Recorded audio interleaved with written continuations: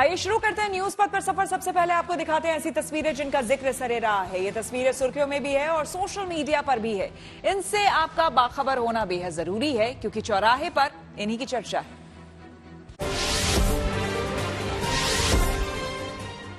कांग्रेस नेता राहुल गांधी पंजाब के अमृतसर पहुंचे, जहां उन्होंने गोल्डन टेम्पल में मत्था टेका। साथ ही राहुल वहां बर्तन साफ भी करते नजर आए। इस दौरान उन्होंने सिर पर नीले रंग का पटका लगाया हुआ था। उनके इस दौरे को लेकर वहां सुरक्षा के कड़े इंतजाम रहे। बिहार के डिप्टी सीएम तेजस्वी यादव पटना में बैडमिंटन और क्रिकेट खेलते नजर आए। दरअसल वो बास्केटबॉल और बैडमिंटन कोर्ट का उद्घाटन करने पहुंचे थे। ये कोर्ट नगर निगम की ओर से फ्लाईओवर के नीचे तैयार किया गया है। इसकी दीवारें देश के प्रमुख खिलाड़ियों की तस्वीरों से सजाई गई है। साथ ही खिलाड़ियों और दूसरे लोगों के बैठने के लिए इको फ्रेंडली कुर्सी और बेंच की भी व्यवस्था है। ये कुर्सियां और बेंच प्लास्टिक वेस्ट मटेरियल को रिसाइकिल कर तैयार की गई है। पश्चिम बंगाल के बर्धमान में एक दिहाड़ी मजदूर करोड़पति बन गया। दरअसल रविवार को भास्कर ने दुकानदार से 40 रुपए उधार लेकर 60 रुपए का टिकट खरीदा। फिर दोपहर में पता चला कि लॉटरी में उसका पहला इनाम निकला है। यह खबर मिलते ही परिवार में खुशी की लहर दौड़ गई। मुंबई पुलिस ने गिरगांव चौपाटी पर गणेशोत्सव के दौरान खोने वाले 22 बच्चों को उनके परिवार से मिलाया। इन्हें मिलाने में एएसआई सूर्यकांत साठी और कांस्टेबल दीपाली कंडलकार ने अहम भूमिका निभाई। उन्होंने गणपति विसर्जन के दौरान खोने वाले 22 बच्चों की मदद की। ऐसे में इनकी काफी तारीफ हो रही है। जिंदगी का सफर सुहाना हो, इसके लिए सावधान रहना जरूरी है। रोजमर्रा के आपाधापी में कुछ देर बैठकर सोचना समझना भी जरूरी है कि आपके आसपास क्या हो रहा है और जो कुछ हो रहा है उससे हमारी जिंदगी, हमारा परिवार कैसे प्रभावित हो सकता है। इसलिए हॉर्न बजाकर बाखबर करने वाली खबर जरूरी होती है। और आज की ये खबर अखबार के खतरों से जुड़ी है। चौंकिए मत, हम यहाँ अखबार पढ़ने की बात नहीं कर रहे। देश दुनिया की खबरों के लिए अखबार पढ़ना तो अच्छी आदत है, लेकिन अगर आप अखबार का इस्तेमाल प्लेट के तौर पर करते हैं, यानी अखबार पर समोसे या फिर पराठे खाते हैं या फिर अखबार में लपेट कर खाना रखते हैं, तो ये गंभीर बीमारियों की वजह बन सकता है। FSSAI ने अखबार छापने में इस्तेमाल होने वाली इंक में शामिल केमिकल्स को लेकर चेताया है। इसलिए जरूरी है कि इसे लेकर सावधानी वाला हॉर्न बजाया जाए।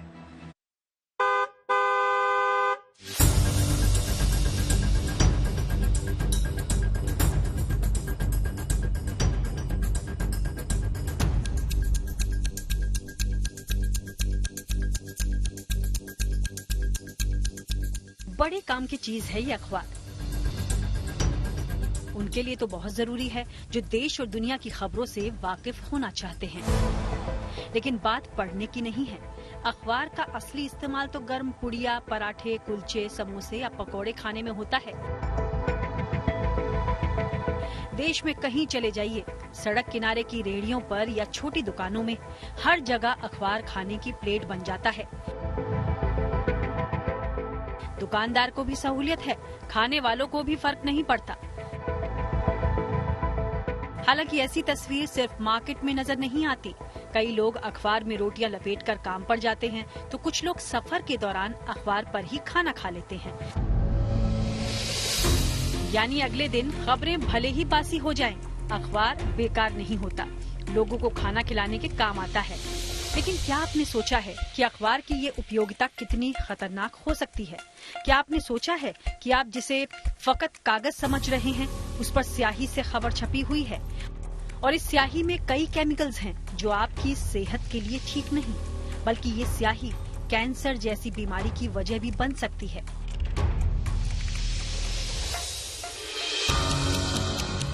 FSSAI यानी food safety and standard authority of India ने वेंडर्स और ग्राहक दोनों को अखबार पर खाना देने या खाने से आगाह किया है। इसलिए जरूरी है कि इसे लेकर सावधानी वाला हॉर्न बजाया जाए।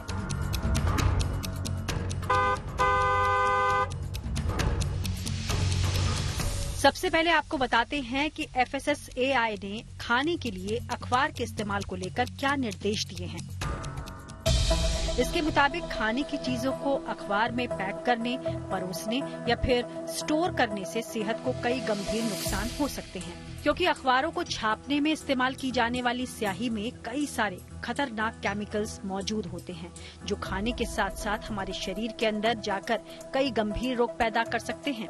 यदि आप काफी लंबे समय से अखबार में लपेटे खाने का सेवन कर रहे हैं, तो कैंसर जैसी जानलेवा बीमारी का खतरा भी बढ़ सकता है। ऐसा नहीं कि लोग अखबार की स्याही की सेहत पर होने वाले खराब असर से अनजान हैं। ज्यादातर लोग जानते हैं कि ये ठीक नहीं, फिर भी आदत ऐसी लगी है कि ध्यान नहीं जाता। इस वक्त देश के तमाम राज्यों में अगर हम खाने पीने की बात करें तो जगह जगह अखबारों का इस्तेमाल किया जाता है। एफएसआई का कहना है कि अखबार के इस्तेमाल से लोग बीमार हो सकते हैं क्योंकि इसकी जो स्याही होती है वो भी खाने में लगती है। अगर अखबार यूज होता है मैम, उसी अखबार का लिफाफा बनाते हैं, उसी में लपेट देते हैं। कम से कम 90% पेपर यूज होता है। भूख लग रही है तो इंसान क्या करेगा? फिलहाल तो पेट भरने के लिए रोटी की जरूरत है ना। प्लेट वाली दुकान देखते देखते तो बंदा भूखा मर जाए। हालत ये है कि आमतौर पर स्ट्रीट फूड अखबार पर ही दिए जाते हैं और लोग स्वाद लेकर मजे से खाते हैं, लेकिन कभी नहीं सोचते कि गर्म कुलचे या समोसे के साथ चिपककर केमिकल वाली स्याही भी उनके पेट में जा रही है। स्याही के शरीर में लेड यानी सीसा और टॉक्सिक सॉल्वेंट भी जाते हैं जो हमारी सेहत का सारा सीन बिगाड़ सकते हैं। जानकार मानते हैं कि अखबार में रखे खाने की क्वालिटी खराब हो जाती है। इसकी वजह से पाचन तंत्र की समस्याएं पनप सकती हैं। यहाँ तक कि इससे कई अहम अंग भी डैमेज हो सकते हैं। आंखों की रोशनी जाने का खतरा हो सकता है या हार्मोनल संतुलन भी बिगड़ सकता है। समझने वाली बात ये भी है कि जब अखबार कई जगहों पर रखे जाते हैं, कई हाथों से गुजरते हैं, इस दौरान वो कई बैक्टीरियाज और वायरस के संपर्क में आ सकते हैं। ऐसे अखबार पर खाना निश्चित तौर पर बीमारियों को न्योता देने जैसा है। इसलिए अखबार पर रखकर दी जाने वाली चाट पकौड़ियों से तौबा कीजिए, क्योंकि इस मामले में लापरवाही आपको बीमार बना सकती है। अब एफएसआई की ये चेतावनी है, गाइडलाइन है दुकानदारों के साथ लोगों के लिए भी कि वो अखबारों का इस्तेमाल करना बंद करें, क्योंकि इसके स्वास्थ्य के लिए बहुत हानिकारक जो इफेक्ट हैं वो सामने आ रहे हैं। बीजू राजा के साथ Neetu Jha, good news today, Delhi. अखबार पर खाना क्यों खतरनाक है? अखबार में रोटी या खाने की कोई चीज रखने से कैसे नुकसान हो सकता है? इस पर हमने बात की डॉक्टर शरद मल्होत्रा से। अखबार के अंदर बहुत सारे केमिकल्स ऐसे होते हैं जो उसकी इंक में मिले हुए होते हैं। यदि गर्म खाने को अखबार के अंदर लपेटा जाए तो टेम्परेचर के एक्सपोजर से उस इंक में जमा हुए multiple chemicals which includes lead, additives, कई किस्म के पेंट एवं केमिकल्स रिलीज होते हैं जो कि आपके शरीर में अब्जॉर्ब हो सकते हैं और आपके शरीर को नुकसान पहुंचा सकते हैं। यदि आप लेड की बात करें, जिसको आम भाषा में सीसा कहा जाता है, तो ये बहुत हार्मफुल केमिकल होता है। ये लिवर को, किडनी को, स्किन को, ब्लड को अलग अलग किस्म के डैमेजेस पहुंचाता है, जिसमें इन ऑर्गन्स का फेलियर होने की भी पॉसिबिलिटी होती है। यदि दूसरे एडिटिव्स और केमिकल्स की बात करते हैं तो पेंट और कई ऐसे बायो एक्टिव कंपाउंड्स होते हैं जो हमारे पेट को, हमारी इम्यूनिटी को और हमारे इन्फेक्शन से लड़ने की कैपेसिटी को कम कर सकते हैं। लिवर और किडनी की खराबी भी इनमें इंक्लूडेड है। आप हमेशा से समझ सकते हैं कि अखबार बाहर ओपन में एक्सपोज होता है। अखबार का गंदे खाने, गंदे पानी, गंदे हाथों के साथ में भी एक्सपोजर हो सकता है। यदि गंदे खाने और गंदे पानी का कहीं भी एक्सपोजर हुआ तो इसके अंदर टाइफाइड के बैक्टीरिया, फूड पॉइजनिंग के बैक्टीरिया जैसे कि बैसिलस, इन सब के साथ में आपका खाना एक्सपोज हो सकता है। यदि इस प्रकार की कंटैमिनेशन होती है तो इस मिलावट की वजह से आपके पेट, आपके लिवर और आपकी किडनी के ऊपर जोर आ सकता है। टाइफाइड की बीमारी हो सकती है, जॉन्डिस हो सकता है एवं फूड पॉइजनिंग हो सकती है। इसलिए जहां तक संभव हो अपने खाने को किसी भी न्यूज़पेपर के अंदर रख न करें। खाना हमेशा फूड ग्रेड पेपर के अंदर ही रखना चाहिए, जिसकी वजह से हार्मफुल केमिकल्स उस खाने में मिक्स नहीं होते हैं और खराबी नहीं पैदा करते हैं। चौधरी वीरेंद्र सिंह की अपनी ही पार्टी को मिली है धमकी। आइए आपको सीधे लिए चलते हैं न्यूज एक्सप्रेसवे पर, जहां देश की कुछ और जरूरी खबरें कर रही हैं आपका इंतजार।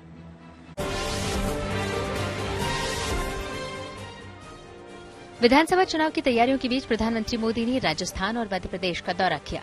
वो सबसे पहले राजस्थान के चित्तौड़गढ़ पहुंचे, जहां उन्होंने लगभग 7,000 करोड़ रुपए की विकास परियोजनाओं का शिलान्यास और उद्घाटन किया। इस दौरान उन्होंने गहलोत सरकार पर भ्रष्टाचार का भी आरोप लगाया। वहीं इसके बाद पीएम मोदी मध्य प्रदेश के ग्वालियर पहुंचे, जहां उन्होंने प्रदेश की कई योजनाओं की सौगात दी। लोकसभा चुनाव से पहले पूर्व केंद्रीय मंत्री और बीजेपी नेता चौधरी वीरेंद्र सिंह ने बड़ा बयान दिया।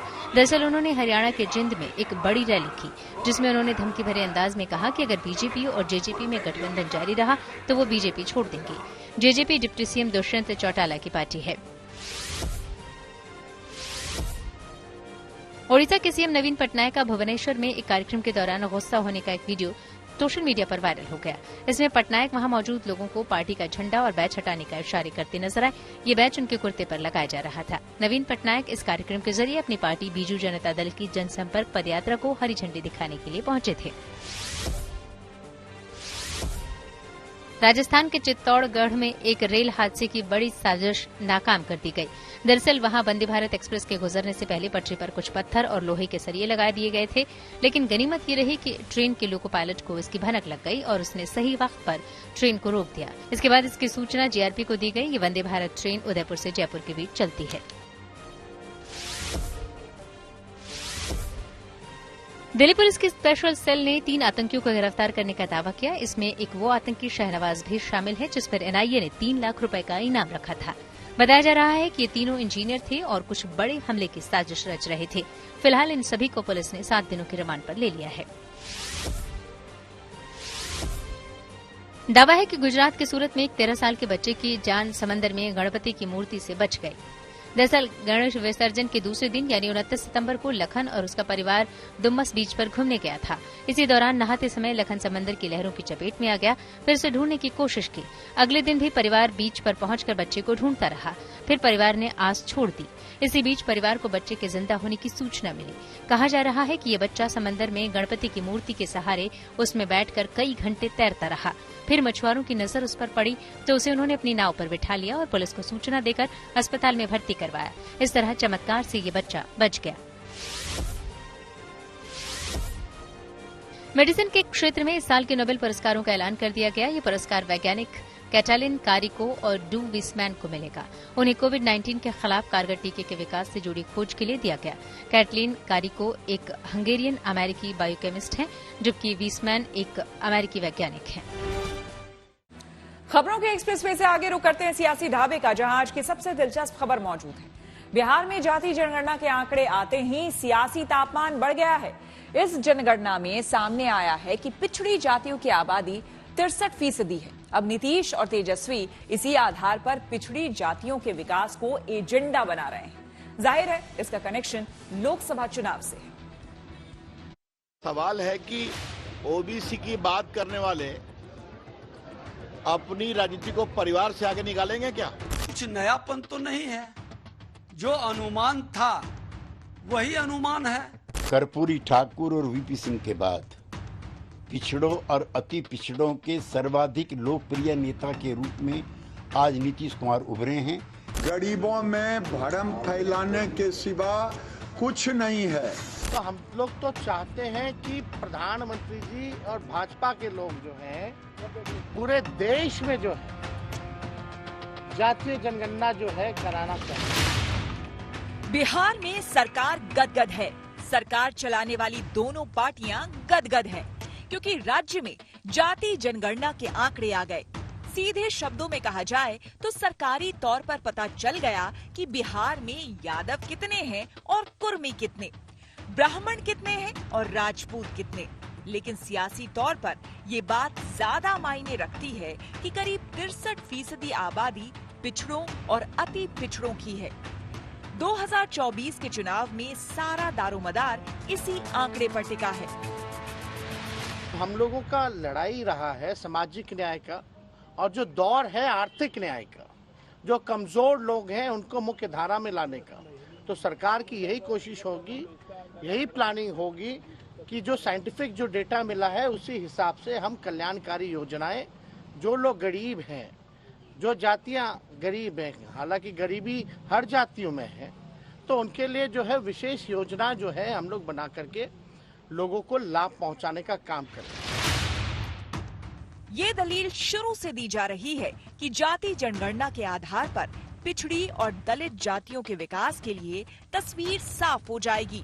लेकिन बीजेपी का सवाल है कि आबादी के आंकड़ों से क्या होता है। पिछले करीब 3 दशकों से बिहार में लालू और नीतीश कुमार की सरकारों ने पिछड़ी जातियों के लिए क्या किया, ये बताना चाहिए। सारी चीजें पब्लिक डोमेन में आएंगी।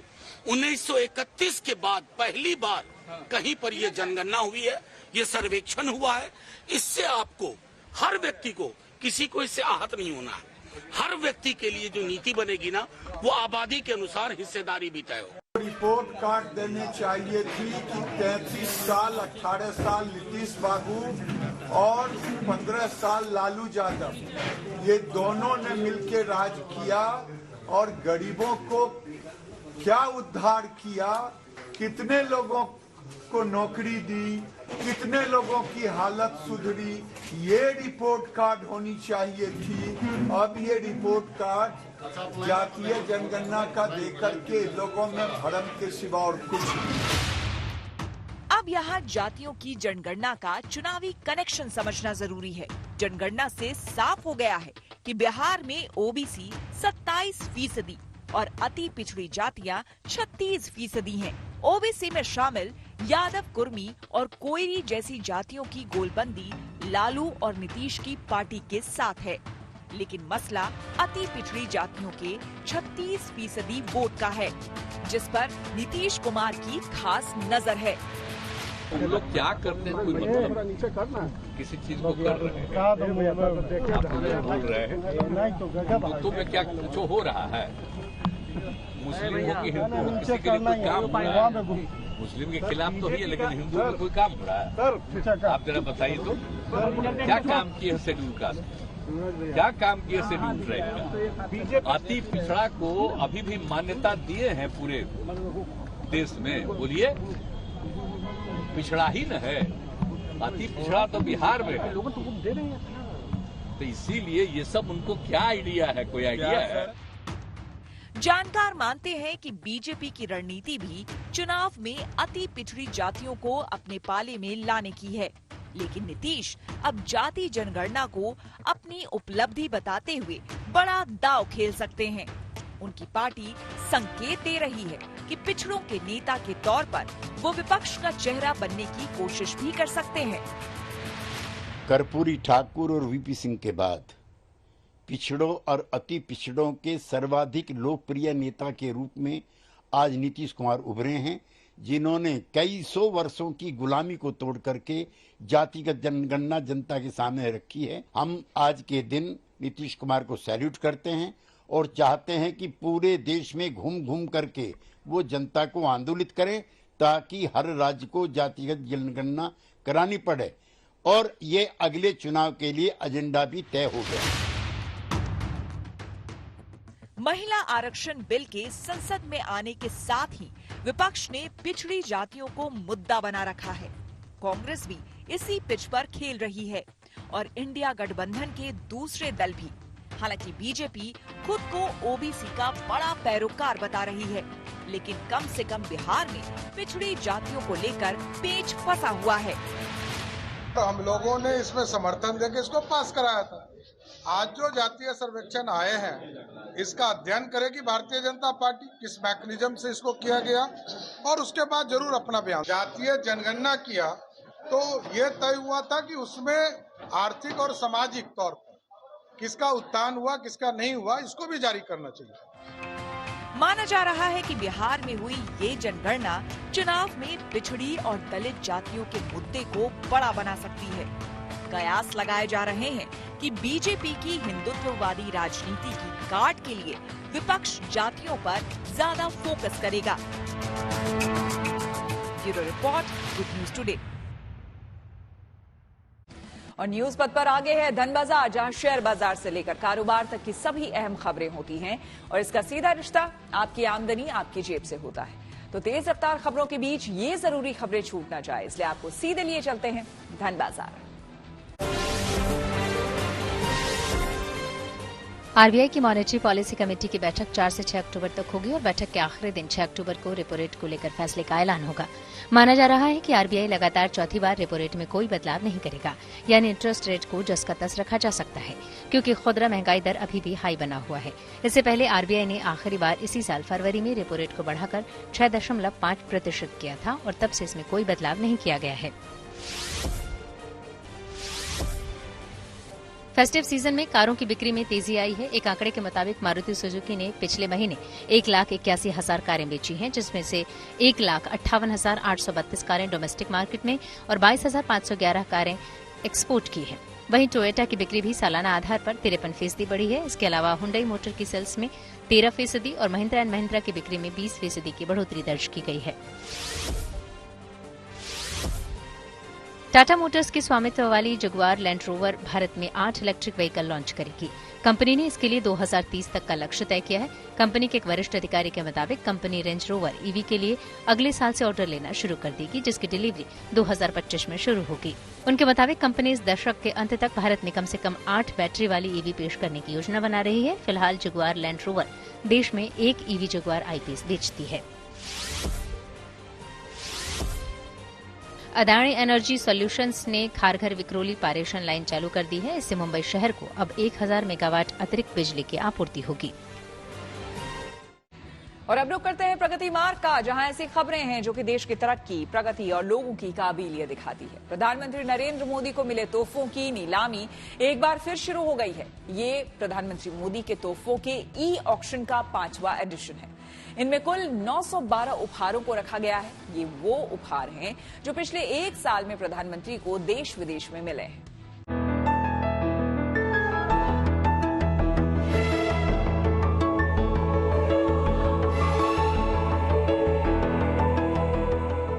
ये पेंटिंग्स, ये कलाकृतियां प्रधानमंत्री नरेंद्र मोदी को मिले तोहफे हैं, जिन्हें आप भी अपने घर में सजा सकते हैं। अब आप भी प्रधानमंत्री को करीब से महसूस कर सकते हैं, उन्हें मिले तोहफों को घर लाकर। दरअसल पीएम मोदी को देश विदेश से मिले तोहफों की ई नीलामी एक बार फिर शुरू हो गई है, जो उन्हें देश विदेश की यात्राओं के दौरान यादों के तौर पर मिले हैं। संस्कृति मंत्रालय की ओर से दिल्ली में national gallery of modern art में इनकी प्रदर्शनी लगाई गई है। आज हम मौजूद हैं मॉडर्न आर्ट गैलरी में, जहां पर उन सारे मोमेंटो, उन सारे गिफ्ट्स को रखा गया है जो कि प्रधानमंत्री को आज तक मिले हैं। और आज से इनका ई ऑक्शन शुरू हो रहा है, ई नीलामी शुरू हो रही है। मतलब आम लोग प्रधानमंत्री को दिए गए गिफ्ट्स, पेंटिंग्स और मोमेंटोस को खरीद सकते हैं उस ई ऑक्शन में हिस्सा लेकर। इस बार ई नीलामी के लिए 912 उपहारों को रखा गया है, जिसमें मोढेरा सूर्य मंदिर और चित्तौड़गढ़ के विजय स्तंभ जैसी कई प्रतिकृतियां शामिल हैं। वहीं पीएम मोदी की अपनी मां के साथ की पेंटिंग भी है, बापू का चरखा भी है, शिवाजी की मूर्ति भी और G20 की यादें भी। इन उपहारों की कीमत 100 रुपए से लेकर 64 लाख रुपए तक है। मतलब यहाँ सबके लिए कुछ न कुछ जरूर है।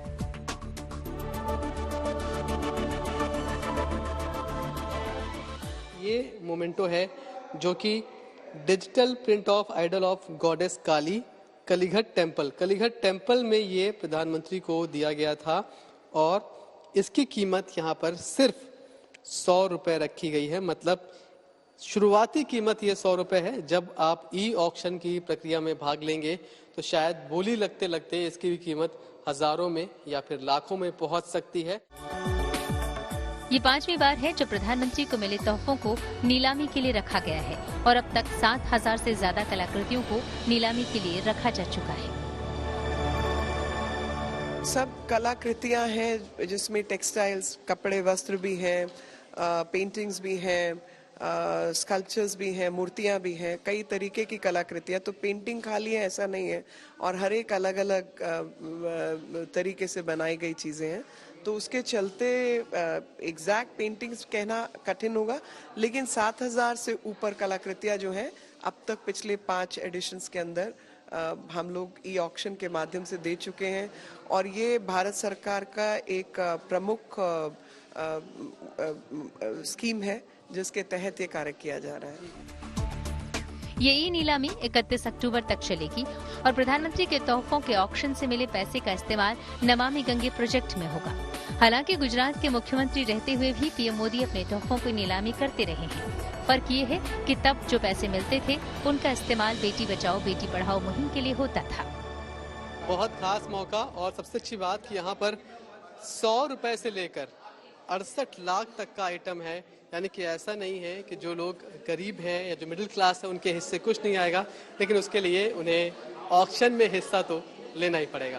कैमरामैन चैलेंज के साथ Manish Chaurasia, good news today, Delhi. News पथ के सफर में अब सोशल अड्डा पर थोड़ा सा रुकते हैं और आज के मुद्दे पर लोगों की राय जानते हैं। सोशल अड्डा में आज का मुद्दा भारत में स्टार्टअप का हब कहे जाने वाले बेंगलुरु से जुड़ा है। आए दिन ट्रैफिक की समस्या से जूझने वाले बेंगलुरु सिटी में कर्नाटक सरकार ने कार पूलिंग पर बैन लगाकर लोगों की एक तरह से मुश्किलें बढ़ा दी है।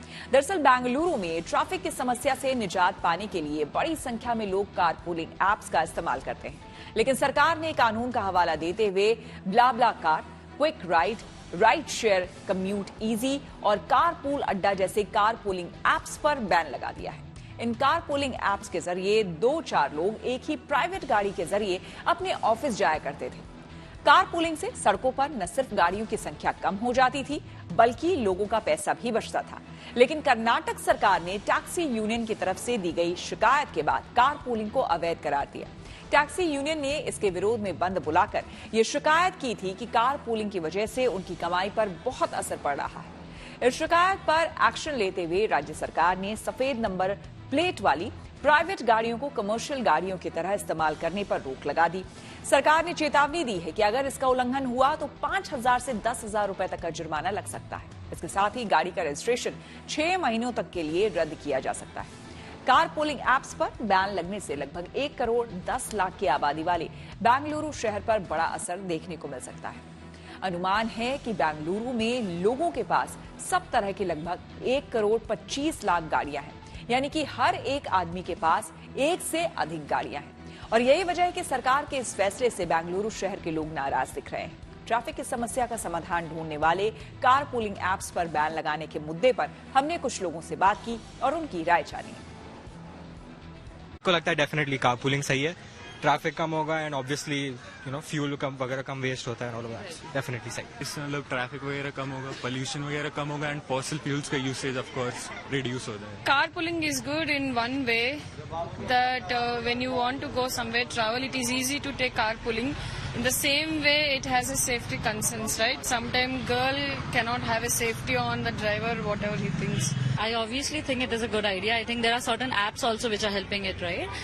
And honestly, it will reduce a lot of pollution. It will help us to reach office really soon because एक गाड़ी में एक बंदे के जाने से अच्छा है ना एक गाड़ी में 4 लोग पहुंच जाए. So I honestly believe it's a nice option to go ahead with. It's like a really good time to like connect with some people, you know. Right. That's why I like carpooling and stuff. Carpooling is the easier way to go around, especially when there's so much traffic, and even in cabs, it's like you split the bill and stuff, so it's better for the environment, less on your pocket. So yeah, I think it's pretty good. It's good, especially in terms of the traffic that we have. One person in one car, it takes so much space in the road. So if we are carpooling 4 to 5 person in a particular vehicle, there would be a lot of less traffic in the streets here. Bangalore needs carpooling initiatives to be taken. It will help the environment as well. WhatsApp की बड़ी कार्रवाई, technology से जुड़ी ऐसी ही हर एक जरूरी खबर को जानने समझने के लिए आपको लिए चलते हैं डिजिटल गली। गूगल ने भारत में क्रोमबुक का प्रोडक्शन शुरू कर दिया। कंपनी के सीईओ सुंदर पिचाई ने इस पर जानकारी दी। गूगल ने इसके लिए एचपी कंपनी के साथ हाथ मिलाया है। ये क्रोमबुक उपकरण चेन्नई के पास एक प्लांट में बनाए जा रहे हैं। वहां एचपी अगस्त 2020 से लैपटॉप और डेस्कटॉप सीरीज का उत्पादन कर रही है। सुंदर पिचाई के मुताबिक इससे भारतीय छात्रों को काफी फायदा होगा। व्हाट्सएप ने अगस्त में भारत में 74 लाख से ज्यादा अकाउंट्स बैन कर दिए। इसकी जानकारी खुद कंपनी ने दी। उसकी रिपोर्ट के मुताबिक 1 से 31 अगस्त तक 74,20,748 अकाउंट बैन किए गए हैं।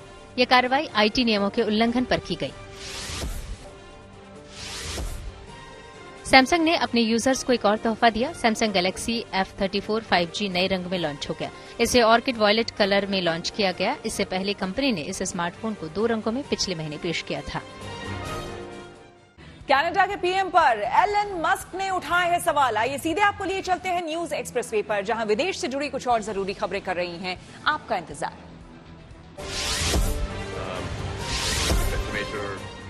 अमेरिकी कारोबारी एलन मस्क ने कनाडा के प्रधानमंत्री जस्टिन ट्रूडो पर निशाना साधा। उन्होंने कहा कि यह शर्मनाक बात है कि जस्टिन ट्रूडो कनाडा में अभिव्यक्ति की आजादी पर रोक लगाना चाहते हैं। पिछले दिनों कनाडा सरकार ने ऑनलाइन सेंसरशिप को लेकर नए नियम जारी किए थे। इसके तहत सभी ऑनलाइन स्ट्रीमिंग सेवाओं के लिए सरकार के साथ रजिस्टर होना होगा। अमेरिकी पत्रकार भी इन नियमों को दुनिया का सबसे कठोर नियम बता रहे हैं। उनके मुताबिक इसके जरिए सरकार ऑनलाइन कंटेंट पर अपना नियंत्रण रखेगी।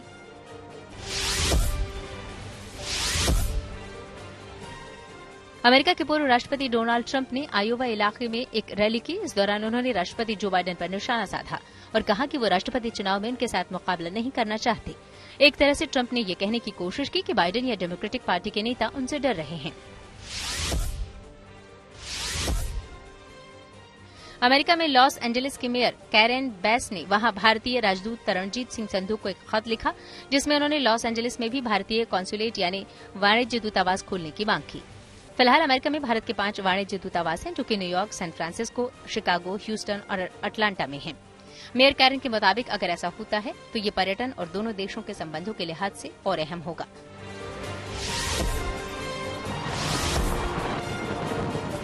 चीन के 74वें नेशनल डे पर हांगकांग में जश्न मनाया गया। इस मौके पर विक्टोरिया हार्बर बंदरगाह के पास आतिशबाजी की गई। इससे पूरा आसमान शानदार रंग बिरंगी रोशनी से नहा गया। वहीं इस मौके पर वहां करीब 4 लाख से ज्यादा लोगों के जुटने का दावा किया गया। अजय जडेजा को मिला है बड़ा जिम्मा। खेल जगत से जुड़ी कुछ और खबरों को जानने के लिए सीधे लिए चलते हैं आपको खेल चक्कर। भारत और हॉलैंड के बीच मंगलवार को दूसरा वार्म अप मैच खेला जाएगा। ये मैच तिरुवनंतपुरम में दोपहर 2 बजे से शुरू होगा। इस मुकाबले से पहले टीम इंडिया के खिलाड़ियों ने वहां अभ्यास किया। मंगलवार को भारत और दूसरी टीमों के ये आखिरी वार्म अप मैच होंगे। खबर है कि वनडे वर्ल्ड कप से एक दिन पहले अहमदाबाद के नरेंद्र मोदी स्टेडियम में ओपनिंग सेरेमनी होगी, जिसमें रणवीर सिंह और अरिजीत सिंह समेत कई सितारे नजर आएंगे। इसके बाद अगले दिन यानी 5 अक्टूबर को वर्ल्ड कप का पहला मैच खेला जाएगा। ये मैच अहमदाबाद में ही इंग्लैंड और न्यूजीलैंड के बीच होगा। भारतीय T20 टीम और नेपाल के बीच मंगलवार को एशियन गेम्स का पहला क्वार्टर फाइनल मैच खेला जाएगा। ये मैच भारतीय समय के मुताबिक सुबह 6:30 बजे से शुरू होगा। चीन में चल रहे एशियन गेम्स में भारत मेडल टैली में चौथे नंबर पर है। उसने 13 गोल्ड के साथ कुल 60 पदक अपने नाम कर लिए हैं। 3000 मीटर स्टेपल चेज में भारत की पारुल चौधरी को सिल्वर और प्रीति को ब्रॉन्ज मेडल मिला। वहीं एनसी सोजन ने महिलाओं की लॉन्ग जंप में सिल्वर मेडल अपने नाम किया। साथ ही टेबल टेनिस में भारतीय जोड़ी सुतीर्था और अहिका मुखर्जी ने ब्रॉन्ज मेडल भारत को दिलाया। एशियन गेम्स की 100 मीटर बाधा दौड़ में भारत की एथलीट ज्योति ने सिल्वर मेडल जीता, लेकिन इससे पहले उन पर चीनी खिलाड़ी ने झूठे आरोप लगा दिए थे। दरअसल चीनी खिलाड़ी दौड़ शुरू होने से पहले ही दौड़ने लगी थी, जिसे देखकर ज्योति भी दौड़ने लगी। इस पर कुछ देर के लिए रेस रोकी गई। फिर चीनी खिलाड़ी ने आरोप लगाया कि ज्योति ने उससे पहले स्टार्ट लिया था, पर अंपायरों ने वीडियो के जरिए चीनी एथलीट को दोषी पाया, क्योंकि उसने पहले अपनी जगह छोड़ दी थी। इस तरह ज्योति को मेडल मिल गया, जबकि चीनी खिलाड़ी को बाहर कर दिया गया। पूर्व क्रिकेटर अजय जडेजा अफगानिस्तान टीम के साथ जुड़ गए। उन्हें आईसीसी वर्ल्ड कप के लिए टीम मैनेजमेंट ने बतौर मेंटोर शामिल किया। इसी के साथ न्यूज पथ में मेरे यानी श्वेता झा के साथ फिलहाल इतना ही। देश दुनिया की तमाम पॉजिटिव खबरों के लिए आप देखते रहिए गुड न्यूज टुडे।